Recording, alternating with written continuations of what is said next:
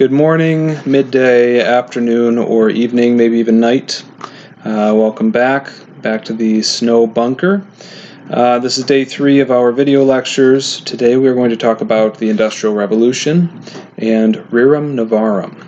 Okay, this is where we really get to the meat and potatoes of Catholic social teaching. Okay, we've got a lot to cover, so we'll jump right in. Okay. So alongside Pius IX and Gregory XVI opposing political liberalism, along with the development of ultramontanism in the Church and the First Vatican Council, the 19th century involved the Industrial Revolution. Okay, I mentioned last week that the Industrial Revolution grew out of this scientific and technological focus that began in the Enlightenment. So a lot of the technological progress that was made in the 19th century was a result of that. So we get things like the power loom and the steam engine. These radically alter the way that goods are produced. Okay, so beginning in England, you get farmers who had been working on land that had previously been owned in common for generations. The land that they're farming gets privatized, so now it's owned by wealthy landowners instead of the villages or towns they lived in. All right, and so now you've got them being displaced from the land that their ancestors have been working, so you've got now a mobile wage-earning workforce, okay, for the first time. People are no longer tied to the land. All right, you combine that with new industrial technology, especially the power loom, and that's going to transform the textile industry. Textiles are clothes and things like that.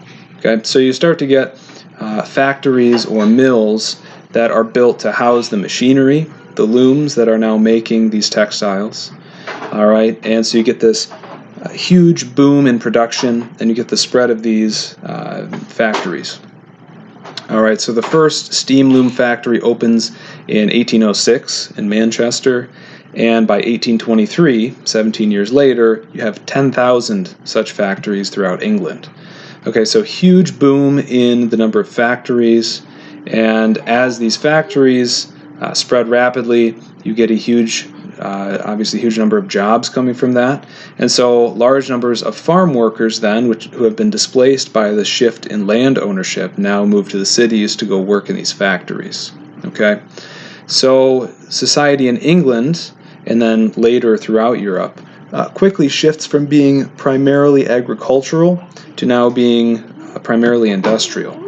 The population booms between 1750 and 1850. You get the population of England tripling, I think from 10 million to 30 million. Cities become very densely packed, overpopulated probably, and most people come to work either in the factories or the mines, which obtain the coal which the factories use to produce heat and power. Okay, so coal, obviously not very environmentally friendly either, so you get a lot of black soot, a lot of environmental problems, black lung and things like that too. All right, so wages then for factory workers and miners are extremely low. Working conditions are terrible. You've got people working 14 or more hours a day for very little money in highly dangerous conditions. Death rates are terrible. Okay, hi June, I'm recording a video though, so can you stay quiet please? Thank you. So a study conducted by English Parliament in 1842 showed that the average age of death for working class people in Manchester was 17. It was 20 for shopkeepers and 38 for professionals. So, I mean, your life expectancy wasn't very good either way, but 17 is pretty darn low. Industrialization changed the family in major ways. So on farms, you'd have everybody contributing according to their capacity, right? Little kids couldn't do a ton, but as they grew up, they could milk the cows. Okay, women had their own particular roles in agricultural society, and they were all working together and all living together. Okay, so the family was a very tightly knit unit. With industrialization, people moving to the cities, now women and children are forced to enter the workforce. All right. By the middle of the 1800s, about 20% of all employees in these textile mills were under the age of 10. Okay. Women and children could be paid less. In other words, they could be more easily exploited. Children could fit in tighter spaces. They could go work on the equipment in places where grown men could not do that. Women often had more familiarity with looms to begin with. Okay, so men, women, and children all working crazy hours in terrible conditions. And for the first time, you get the family spending large periods of time away from one another. Okay, so people within the family even now start to become more disconnected and feel more alienated from one another. All right, so this is a really serious issue. All right, Catholic social teaching is going to talk about how family is the foundation of society. Healthy families, healthy society. Unhealthy families, unhealthy society. This is going to produce some unhealthy families, and that's going to be pretty wide-ranging in its negative effects. All right, here's your summary of the Industrial Revolution. Okay, it's pretty bad quality, but you'll have my lecture notes as well. Okay, so Industrial Revolution. Now, ideologically speaking, you get a lot of changes relating to secular humanism. Okay, secular humanism involves a materialistic way of viewing the human person. In other words, viewing the human person as simply a material being with no immortal soul, no immaterial soul, all right, typically the product of evolution, and with no horizon of existence after death. Okay, so human beings are just these bodily animals, basically. As soon as you die, boom, nothing happens after that. You're gone. All right.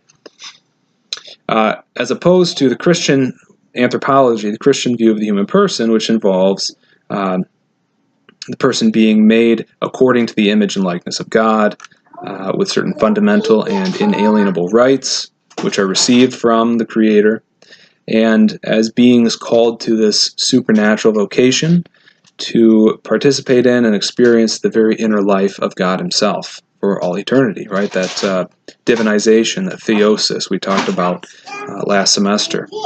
Okay, so these two contradictory ways of looking at the human person are going to produce two different ways of thinking about society. Okay, a little paper on secular ideologies. Ignore the communism bit. I've got a separate piece of paper for that. All right, two major secular thinkers here pop up in the 19th century. Well, if that's 1859, not 19. Charles Darwin publishes his Origin of Species in 1859. Okay, the Origin of Species influenced the secular understanding of the human person as having evolved out of earlier, lower forms of life and being a purely material being. All right, so Darwin has a big influence on people. But even before that, a decade earlier, you get Karl Marx and Friedrich Engels. They published the Communist Manifesto in 1848. Okay, this is a big deal. Communism is an atheistic political ideology. Okay, it's built on an inherently secular, non-religious understanding of the human person. It denies any aspect of the human person that transcends material life on earth. Okay, certainly no immaterial, immortal soul here. Okay, Marx considered religion to be the opiate of the masses. Okay, that means that he viewed religion as something that people in power use to subdue and control those over whom they have power. In his system, the bourgeoisie, okay, the wealthy, land-owning, property and factory-owning people, used religion to control and subdue the proletariat, the working class. Okay, Marx is correct in identifying that manipulation and exploitation, basically the bourgeoisie, the people who own the means of production, are manipulating and exploiting the working class. Okay, and the working class is suffering as a result of that. So he's correct in identifying that. But he argues that the solution is for the working class to violently rise up and overthrow those who own the means of production. Okay, violently rise up and overthrow the wealthy. Then the men and women of the working class would own the means of production themselves, and they would own this in common. Okay, the factories, the property, basically everything. communally, right? That's where communism comes from. And then the government would distribute material goods to each person according to what he or she needed. Hey, honey, can we avoid pressing the Paw Patrol button, please? Can we do that? Because I'm trying to do a video. It's not very quiet, okay? All right. Thank you. Shh. Anyway, all right, so in communism, all people are considered to be absolutely equal, all right, which equal dignity, according to us, but they would be considered equal, and then society would be completely atheistic. Okay, the government would not allow religion to exist, again, because religion inherently involves power and manipulation, in Marx's view. So society wouldn't be based on any transcendental values, okay? No values that transcend material earthly existence, but basically on a strictly material notion of well-being, okay? Build up our material wealth, everybody will be happy. Okay, so that's communism. All right, last bit here, the main point really. Alongside all of these changes, right, you got the Industrial Revolution, you got secular humanism growing, you get Darwin, and communism, okay, as well as socialism, which is different from communism, but also involves owning the means of production in common. Okay, by the way, here's our communism slide. That's kind of funny, but anyway. Okay, all of that going on here. Pius IX is Pope through all of that. He dies in 1878. When he dies, Pope Leo XIII is elected.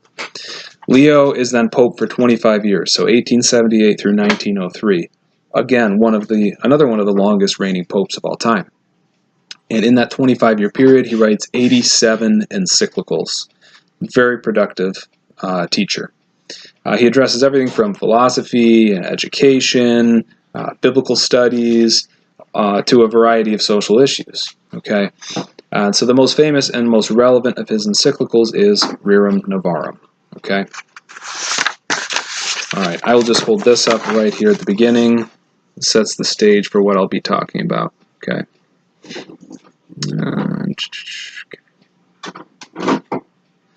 Okay, so Rerum Novarum is an encyclical. Leo issues it in 1891. So well after all these changes have been taking place. Industrial Revolution has spread. You got secular humanism, communism, socialism, all becoming more and more popular. Rerum Novarum ends up outlining basically the main principles of Catholic social teaching as it would subsequently develop for the first time. All right. So much of Rerum Novarum involves a critique of the socialist and the communist idea that all property should be held in common and administered by the state. Okay. It's a diaper pouch. Okay, so he affirms that private property is an intrinsic or a natural right of every human being. Every human being is born with the right to own property, okay, which is why socialism and communism are problems. He says that God gives the goods of the material world to man, to humanity, for our benefit, and obtaining property is one of the primary motivations and one of the just rewards of engaging in work. Right? You work in order to obtain property. So the right to private property extends not just to small things, but to land. All right. So we all have the right to own our own land. Okay. So he views this as a fundamental right, much like the founding fathers of the United States did. Right. That's in the Constitution, the right to life, liberty, and property, or the pursuit of happiness. Anyway, that goes back to John Locke. But Leo also views the private ownership of property as being very important for protecting the family. Okay, think about this. This is something Locke probably didn't think about. If the family cannot own its own property, it can only live on land that's owned and controlled by the government, as in socialism and communism, then the government has a ton of power over the family. Okay, so this makes it very easy very easy for the government to manipulate and force the family to basically conform to its will. All right, for example, the government could force the family to choose between aborting a child or giving up its religion or doing something else that's against its conscience in order to keep their homes, right? You say, look, you got 2 children. If you don't get rid of this one, then we're kicking you out of your house and you're not going to have anywhere to live. All right. It can't do that if the family owns its own property. Okay. We'll come back to the family. I've mentioned it a couple of times now, but in Catholic social teaching, the family is primary over the government. All right. It precedes the government in the order of existence. So started with families, then you get communities of families, and then you get government forming, okay, over that. But the government exists for the good of the family, not the other way around, okay? So private property is important for protecting the family. He also criticizes, though, he doesn't just criticize communism, socialism, he also criticizes laissez-faire capitalism, which is this capitalism that is completely unregulated by the government, okay? Basically, no holds barred, no rules capitalism. All right. This kind of capitalism, in his view, was largely responsible for the evils that arose from the Industrial Revolution. Okay, greedy factory workers or greedy factory owners taking advantage of needy and vulnerable workers. They needed jobs. They needed money. Otherwise, they couldn't support their families. So they exploited them in order to make more money themselves, right? So they're paying them unfair wages, they don't care about the working conditions, etc. He's still good. Okay. So he criticizes that kind of capitalism. And he says that form of capitalism had laid upon the poor, quote, a yoke little better than that of slavery, end quote. By the way, he also wrote an encyclical a few years before this, in 1888, advocating a worldwide abolition of slavery. So that's where he's coming from there. Okay, so he condemns laissez-faire capitalism too. He also condemns the idea of class warfare. Hi, buddy. Which Karl Marx was promoting. Okay, so instead of pitting the proletariat against the bourgeoisie and saying proletariat needs to rise up and destroy the bourgeoisie, instead he advocates the principle of fraternal love, right, based on the gospel. So he advocates this fraternal love between the wealthy and the working class, this mutual respect and love. Okay, this has since been called solidarity. So we'll talk about the principle of solidarity in Catholic social teaching later. Okay, but it's this notion that by virtue of the fact that we're all equal in dignity as human beings, the wealthy and the working class must recognize in one another the image of God in the world. Okay, and we have to love one another as Christ loved us, which is the great commandment. Love one another as I have loved you. That's what Jesus says to his disciples. So, to Leo, charity, not warfare, is the answer to the conflict between these two social classes. Okay. According to Leo, this demands a mutual recognition of each party's contribution to work product. Okay.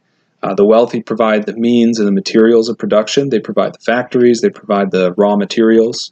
And then the worker provides the labor by which those materials are turned into useful goods. Okay. One without the other is not going to function. So the two classes are mutually dependent, and therefore that's another reason they should respect each other. You get mutual responsibilities coming from this, so the worker then has a responsibility to fully and faithfully perform the work that he has freely agreed to do.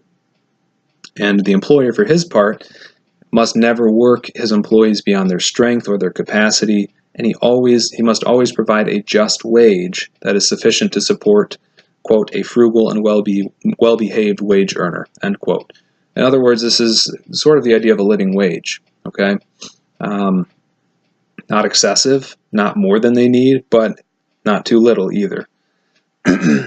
Basically, if somebody's willing to work, they should be given enough to be able to live. All right. He also supports the right of workers to form associations, such as labor unions, in order to protect their own rights. Okay. All right. finally, so this is all based on a Christian anthropology.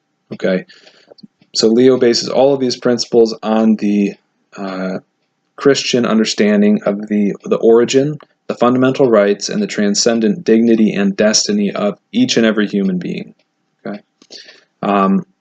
He even tells employers that they have a moral obligation to make sure that their workers have the opportunity to devote Sundays to worship and to rest.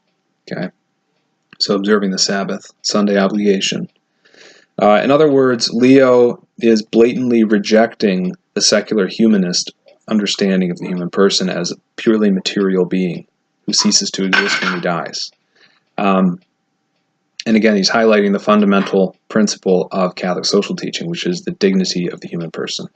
So Rerum Novarum is basically the foundation of Catholic social teaching. It's been compared to the Magna Carta, or a sort of constitution, on which Catholic social teaching is built. So we'll see the principles of Catholic social teaching